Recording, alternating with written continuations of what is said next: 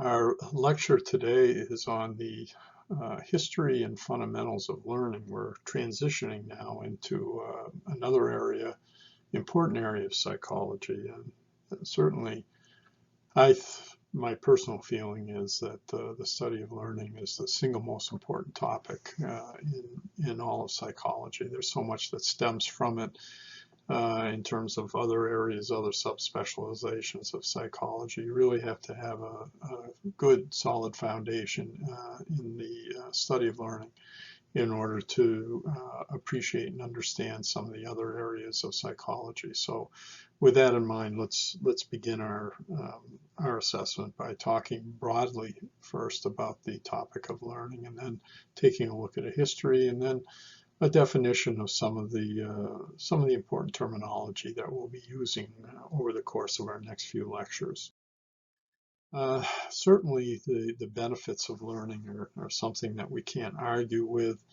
Our nurturing our mind, building new skills, opening up our mind to other important areas of our lives. This is something that is, crucial really to human survival. It's crucial really to the quality of our living. It would be nice if we could understand all the dynamics about learning and how we learn. We know a good deal as a consequence of the work that psychologists have done through the years, but we still have a ways to go in this area. But I think that this quote from Einstein is certainly very relevant. Once you stop learning, you start dying.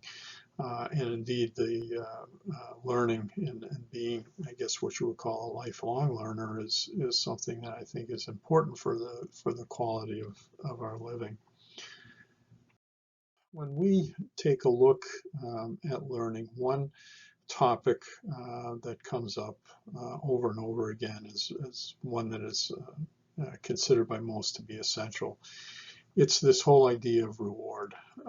That's really the fundamental key to understanding learning. And there are two basic types of reward that we can talk about. One is what we call intrinsic rewards, and the other is what we call extrinsic reward. And let's try to separate out what we mean by those two different types of reward. When we talk about extrinsic rewards, I think these are the things that are most recognizable to us. This is recognition. This is promotions that we might receive in terms of our jobs, gifts that we receive, praise that we get, maybe an increase in our salary, an increase in our status. These are, again, things that are external to us. These are called extrinsic rewards. But there's a whole nother area of rewards that are also important to understand, because they too are important in terms of the learning process, and is what we call intrinsic, meaning inside rewards. The feeling that you get, for example, when you've done something well, the pride that you experience when you've done something good, something well, the sense of achievement that you have. These are all what we call intrinsic reinforcers or intrinsic rewards, and these can be as powerful, if not more powerful, in terms of the whole learning process. When we take a look at the history of the study of learning, there's a group of individuals who really contributed very heavily to the dominance of the study of learning in the field of psychology. Three individuals: Clark Hull, John Watson, and B.F. Skinner. And we're talking about American psychology. We're talking about this group of individuals that were involved in the creation of what is called behaviorism. To understand behaviorism, you really have to understand, reflect back upon the history of psychology that we've already looked at. that psychology was really dominated by those individuals that we would classify as being mentalists. They were very much interested in the subjective analysis of behavior, things like introspection, reflecting upon one's own consciousness and describing one's consciousness. That dominated the field of psychology for a long time. And then along comes Hull and Watson and Skinner, and they say something very different. What they say is that what you really have to concentrate on is an objective analysis of observable behavior. You have to watch what individuals actually do, and you have to describe what they do. It's not reflecting upon our own consciousness. It's not this subjective analysis of behavior, but rather it's an objective analysis of behavior.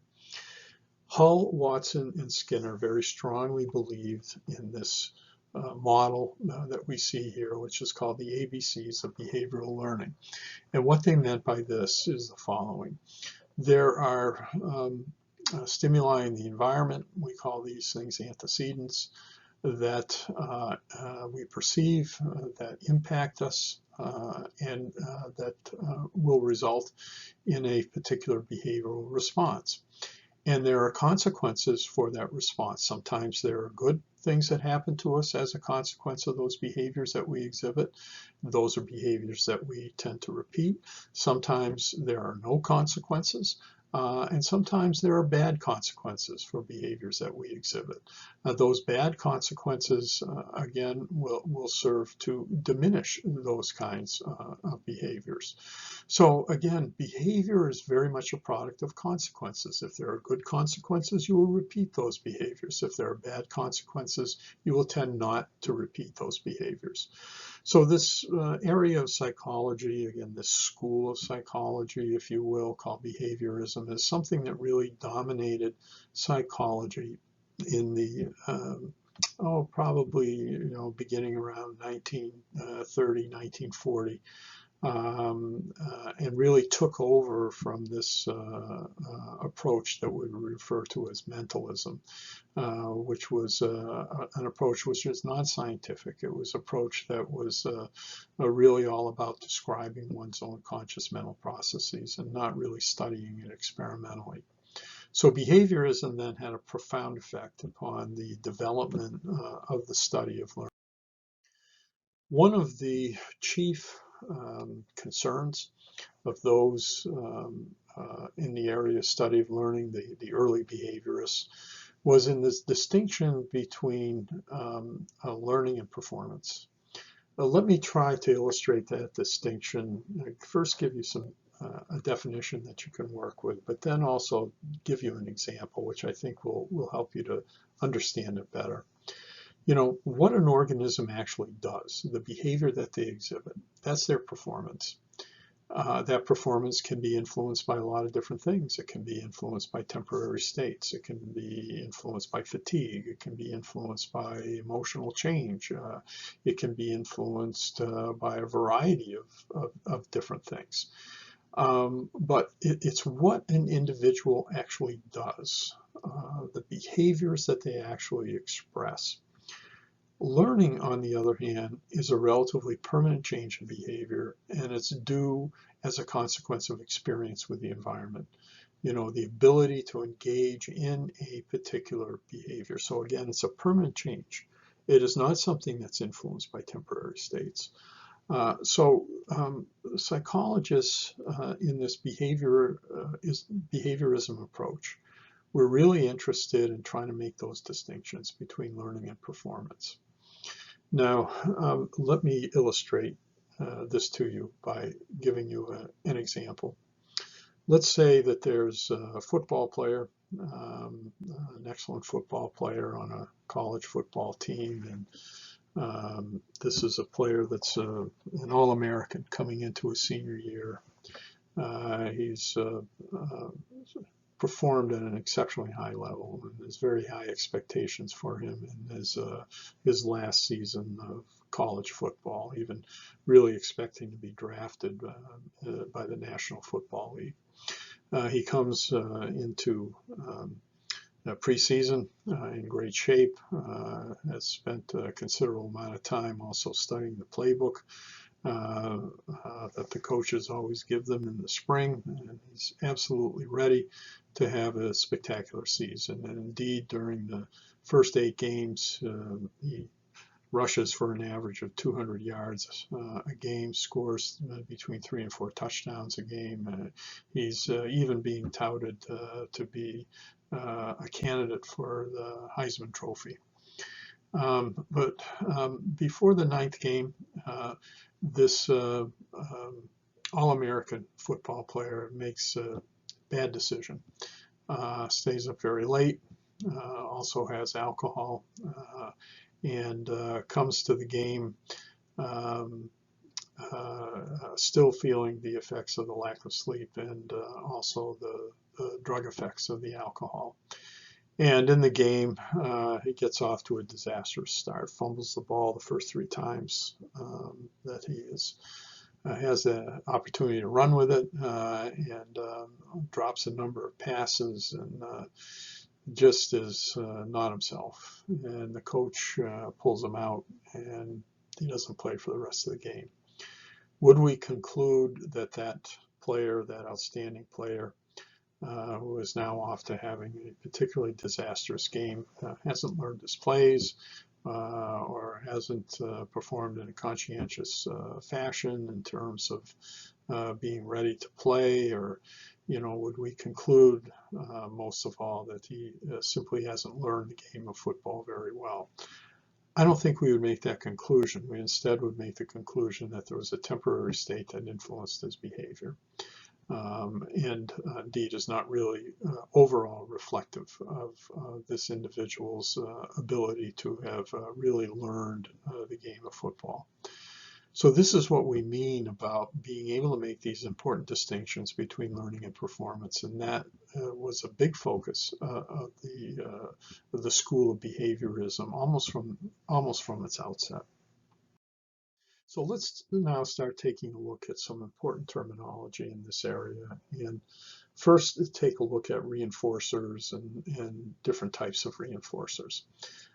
We have what is called positive reinforcement, for example. We're going to describe reinforcers in terms of the effects that they have, the consequences that they have. Actually, anything can serve as a positive reinforcer so long as it increases the likelihood of that behavior that came right before the reinforcement. So, for example, if we were to give the fish to a dolphin for progressively jumping out of the water higher and higher, and to the extent that the dolphin would do this, this would be considered to be a reinforcer.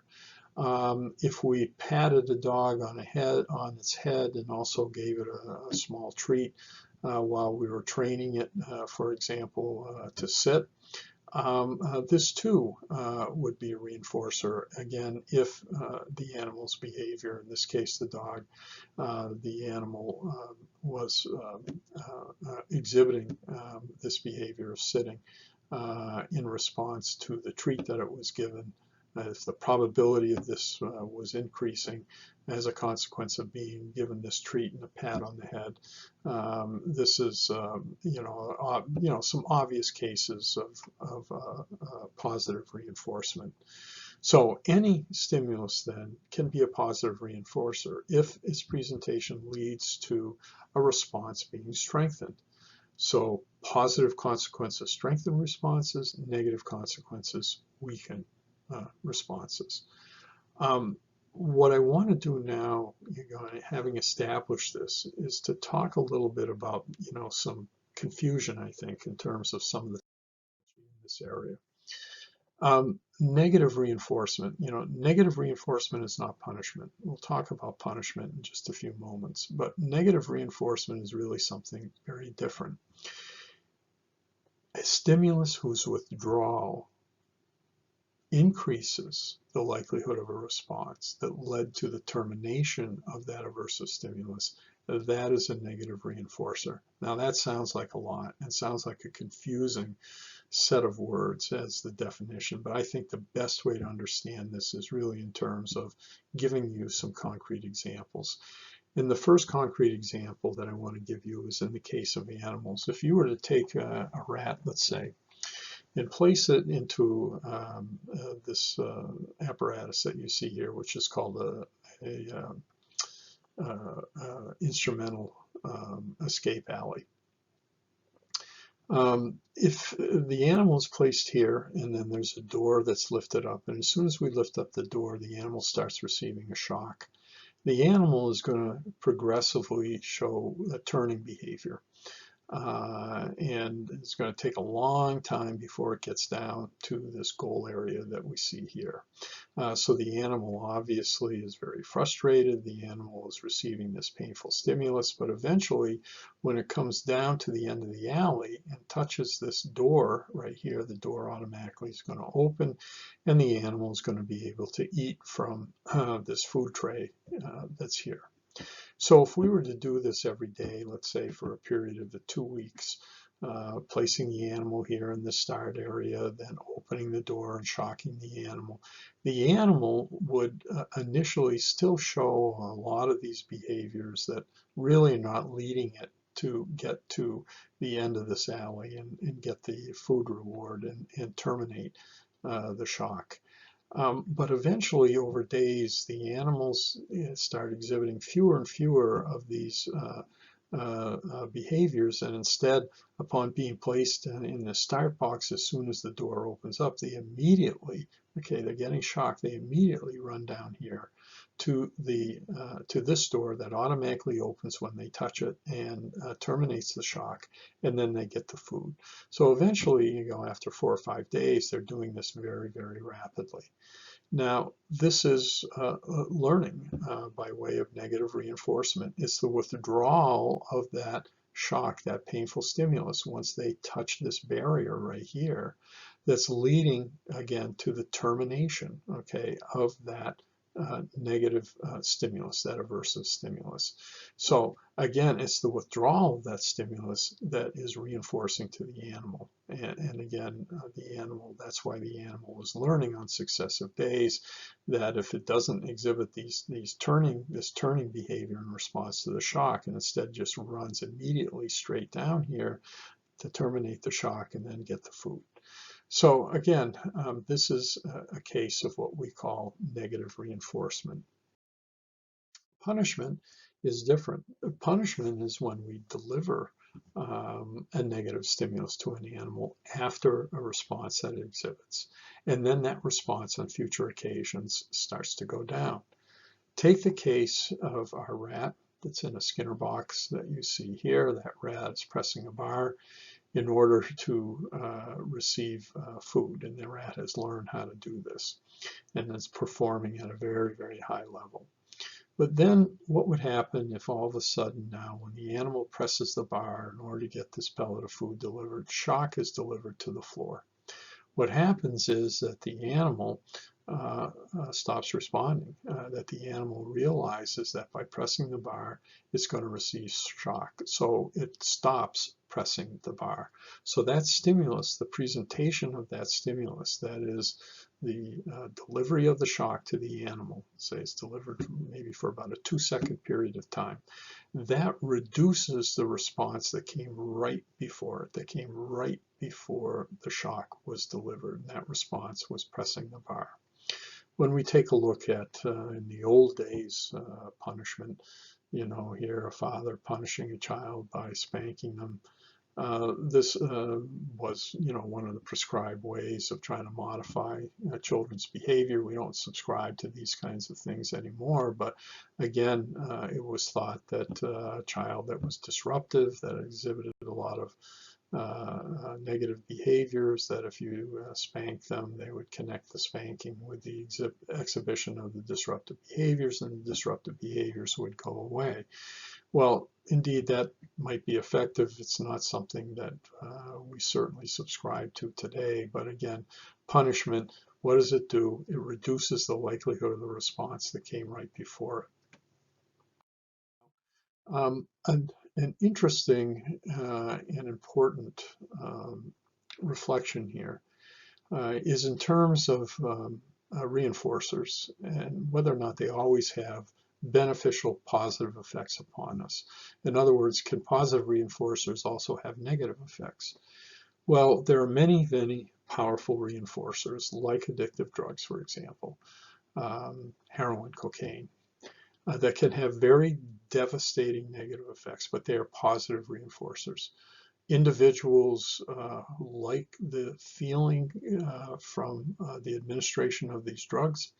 It makes them feel good. Indeed, makes them feel euphoric. And what they will do is they will do anything in order to get more of it. And so it's going to be reinforcing a lot of bad behaviors. Behaviors, for example, like antisocial behaviors, robbing from other individuals, killing individuals, stealing, illegal kinds of behaviors. They will do this in order to obtain more of it so that they can feel that subjective pleasure after they administer it. So this is a whole range then of very negative behaviors that can escalate in order to acquire more of the drug that's producing this very, very positive effect. That is this euphoric effect, this hedonically subjective effect in this individual. So the addicts then neglect a lot of good behaviors, a lot of healthy behaviors in order to obtain those drugs. And instead what happens is these negative behaviors that are reinforced escalate. So positive reinforcers, without question, can have very negative effects upon individual. Not all positive reinforcers have positive effects upon the individual. Another important concept here is the concept of what we call contiguity. We know, for example, that reinforcement is most effective when it is delivered very close in time to the response that you're trying to strengthen. So, for example, a young child that's being toilet trained, there's a whole range of behaviors that one has to reinforce, from the child when they first feel that they have to go to the bathroom, to then going in the right direction in terms of in their house proceeding to where the bathroom is, to taking their clothes off and then getting up on the toilet to go to the bathroom. So these are behaviors then that have to be encouraged, and these are behaviors that have to be reinforced. But behavior like this in terms of toilet training and the reinforcement of those behaviors, it is something that we now know, if there's a delay, too long of a delay between the time that you, let's say, praise the child or maybe give the child a small piece of candy or something.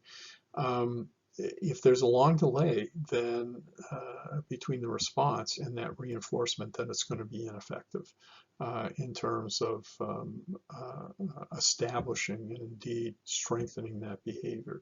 A short delay, on the other hand, in other words, immediate praise, immediate reinforcement, that is going to be most effective in terms of producing behavior change.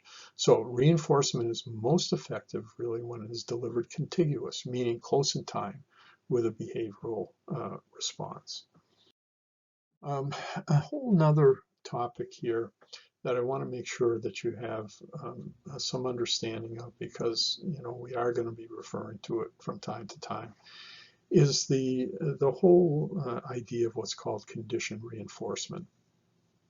Now, one of the very powerful conditioned reinforcers in our lives, of course, is money.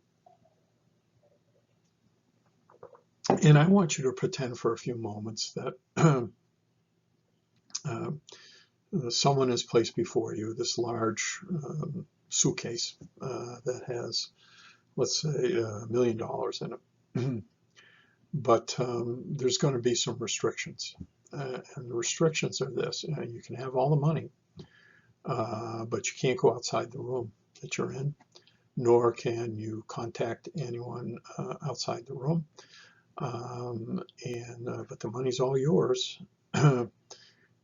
How effective is that money going to be in terms of helping you? Can you use the money, for example, to eat? No, you can't. Can you use the money in order to quench your thirst? No, you can't do that.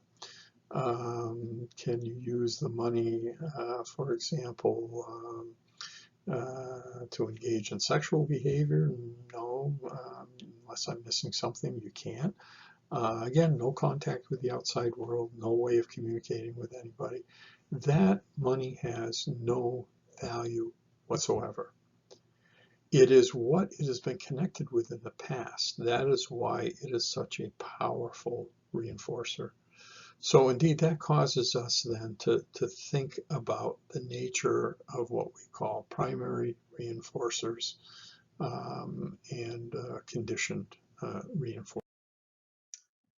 The whole idea of what we call conditioned reinforcers, these are stimuli that satisfy basic biological needs: warmth, sex, hunger, thirst, removal of pain. These are all conditioned reinforcers. If you take a look at these reinforcers, they certainly shape and mold our behavior in very important ways, but reinforcers are not always related to satisfying basic biological needs. Certainly money, as we described in that previous slide, a smile, praise from an individual, school grades, peer approval. These are called conditioned reinforcers, and it's because of what they've been associated with in the past, and they've been associated with basic reinforcers in the past. So again, the money, if you could have all the money in the world, but you're in a room, you have all that money, millions of dollars, but you can't get out of the room, you can't contact anyone outside the room, that money has little or no value at all. It's because of what it can get you. So indeed, conditioned reinforcers, I want to emphasize, can be just as powerful as primary reinforcers, those ones that satisfy our basic biological needs.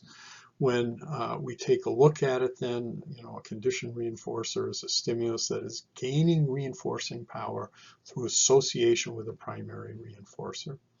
So we've taken a look then at some of the key history and some terminology here that's going to come up certainly as more and more as we go along. But we're going to be taking a look now at learning in terms of classical conditioning, operant conditioning. We're going to take a look at the very interesting work of Ivan Pavlov and B.F. Skinner. So that will come in our next lecture.